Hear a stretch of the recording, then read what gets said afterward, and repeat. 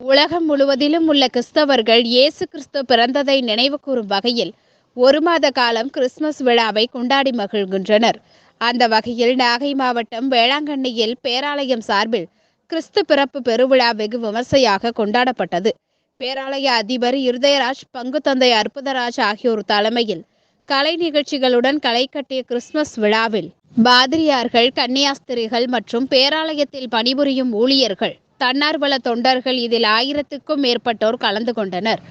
அப்போது மாதா பேராலய தன்னார்வலர்கள் கிறிஸ்துமஸ் தாத்தா வேடமணிந்து கோலாட்டம், கும்மியாட்டம் ஆடி அசத்தியதுடன் பல்வேறு பாடல்களுக்கு நடனமாடி கிறிஸ்துமஸ் விழாவை சிறப்பித்தனர். நிகழ்ச்சியில் பிறப்பு முதல் இறப்பு வரை பல்வேறு நிகழ்வுகளில் மனிதர்கள் செல்போனை பயன்படுத்துவதால் ஏற்படும் பாதிப்புகள் குறித்து மௌன மொழியில் பெண்கள் நடத்திய விழிப்புணர்வு நாடகம் அனைவரையும் வெகுவாக கவர்ந்தது. கலை நிகழ்ச்சிகளில் பங்கேற்ற தன்னார்வலர்கள் மற்றும் மாதா கோவில் ஊழியர்கள் அனைவருக்கும் கிறிஸ்துமஸ் பரிசு பொருட்களை பேராலய உதவி பங்கு தந்தை பரிசுத்தராஜ் வழங்கினார். 3வது மில்லேனியத்திலே நாம் கிறிஸ்து மகிழ்வோடு நாம் கொண்டாடுகின்ற விழாதான் கிறிஸ்துமஸ் பெருவிழா. குடியினுடைய 800வது ஆண்டை நாம் கொண்டாடினோம். 1223வது ஆண்டு முதலாக கிறிஸ்துமஸ் இருக்கின்ற நீங்கள் அனைவரும் கொடுத்து வைப்பார்கள். அடுத்து 25 ஆண்டுக்கு அப்புறம் 2000 இதற்கு பின்னால் இருந்து ஒவ்வொரு நிகழ்வையும் ஒவ்வொரு காரியம்